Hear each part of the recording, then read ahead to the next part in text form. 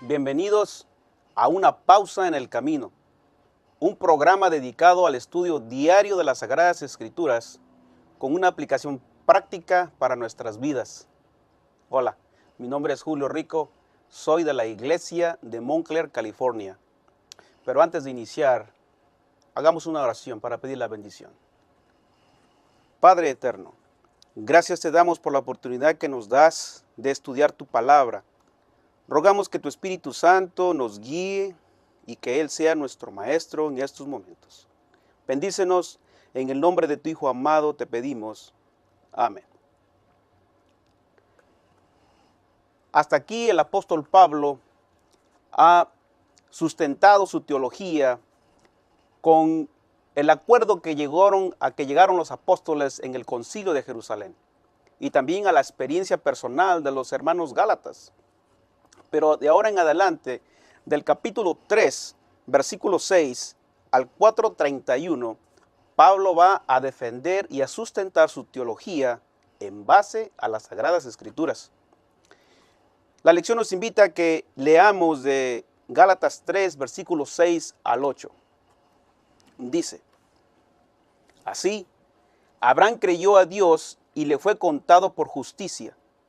Sabed, por tanto, que los que tienen fe, estos son hijos de Abraham, y la Escritura, previendo que Dios había de justificar por la fe a los gentiles, dio de antemano la buena nueva a Abraham, diciendo: en ti serán benditas todas las naciones. ¿Qué quiso decir el apóstol Pablo cuando se refería a las Sagradas Escrituras? Es menester considerar que cuando el apóstol Pablo se refiere a las Sagradas Escrituras, el Nuevo Testamento no existía aún.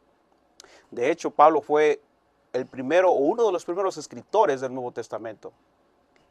El Evangelio de Marcos se escribió cerca del año 65, más o menos 15 años después de la muerte de Pablo. Así que el Nuevo Testamento, como nosotros lo conocemos hoy, no existía cuando Pablo se refería a las Sagradas Escrituras en ese momento. Las Escrituras del Antiguo Testamento juegan un papel importante en las enseñanzas de Pablo. Él no las ve como textos muertos, no, sino como la palabra de Dios viva y autorizada. En 2 de Timoteo 3:16, Pablo escribe: toda la Escritura es inspirada por Dios. La palabra traducida aquí, inspirada, está compuesta de dos palabras: Theopneustos. La primera parte de la palabra Theo significa Dios, mientras que la segunda parte significa respirada. En breve diríamos, la palabra es respirada por Dios. Pablo usa la Escritura para demostrar que Jesús es el Mesías prometido, para dar instrucciones sobre la vida cristiana y para probar la validez de sus enseñanzas. Es difícil determinar cuántos centenares de veces Pablo cita el Antiguo Testamento, pero pueden encontrarse citas a lo largo de todas sus cartas, salvo en las cartas de Tito y de Filemón.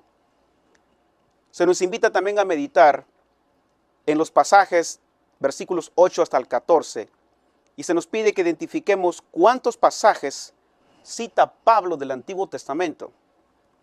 Yo pude encontrar 6 pasajes. Para mencionarlos, cuando Pablo menciona que Abraham creyó a Dios, él se está refiriendo a Génesis capítulo 15, versículo 6. Cuando él menciona y dice, en ti serán benditas todas las naciones, él está hablando de Génesis capítulo 12, versículos 2 y 3. Cuando él dice, maldito el que no permanezca en todas las palabras aquí escritas, él se refiere a Deuteronomio capítulo 27, versículo 26. Y cuando él dice, el justo por la fe vivirá, él está hablando de Habacuc capítulo 2, versículo 4. Cuando él dice, el que haga estas cosas vivirá por ellas, él está haciendo mención a Levítico capítulo 8, versículo 5. Y finalmente, maldito todo el que es colgado en un madero, se refiere a Deuteronomio capítulo 21, versículo 23. Claramente, vemos que Pablo dice, en pocas palabras, si ustedes no creen al acuerdo de los apóstoles cuando en el concilio de Jerusalén, ni tampoco creen al testimonio directo de los Gálatas mismos, bueno, pues vamos a hacerlo a través del registro histórico bíblico. De manera que vemos que para Pablo la escritura era fundamental. Te preguntas a veces si una parte de la Biblia es más autorizada que otra. ¿Qué problema hay al pensar de esta manera? Yo veo un peligro aquí. ¿Y cuál es el peligro?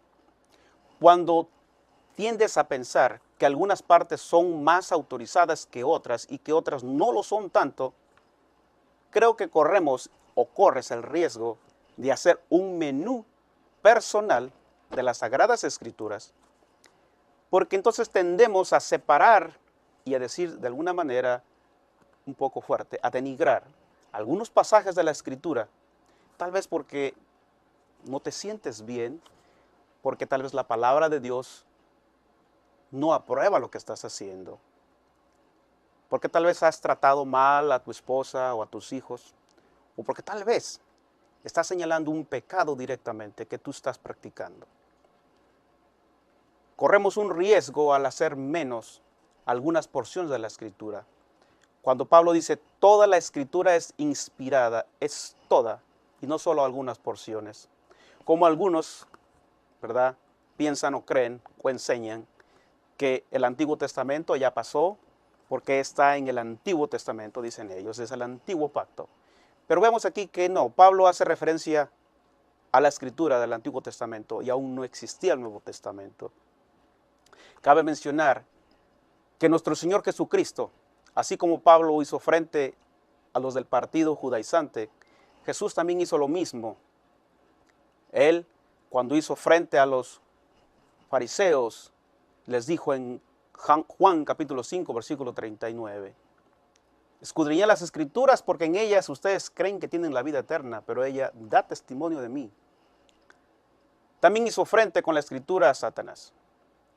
Si nosotros queremos permanecer también cimentados, enraizados en la Escritura, debemos confiar en toda ella, para que cuando vengan los días finales podamos estar firmes y no ceder, y no caer a la tentación.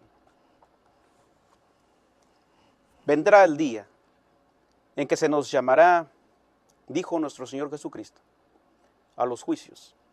Tendremos que presentarnos delante de gente poderosa, delante de personas que nunca han escuchado, y demandarán, como dijo Pedro, razón de nuestra fe. ¿Estarás listo? Bueno, hoy es el momento en que tú puedes estarlo si confías en la Escritura. Si tú aceptas y crees que ella es la palabra de Dios, tal cual es, autorizada para tu vida y que aún es relevante para cada uno de los seres humanos. En los días finales tendremos que hacer frente a Satanás también. Y en aquel día, la Escritura será nuestra única salvaguarda. Hemos llegado a la conclusión de nuestro tema final. Yo te quiero invitar, te hago un llamado a que deseches cualquier idea, cualquier prejuicio que tengas hacia la santa palabra y pongas en ella tu fe. Que el Señor te bendiga. El tema de mañana será contados por justicia. Vamos a orar. Padre eterno, ruego por cada oyente, por cada televidente, Señor, que sintoniza este canal, que tú lo bendigas y que la palabra sea para él una perla preciosa. Bendícelos. En el nombre precioso de tu Hijo amado, Cristo Jesús, te pedimos. Amén.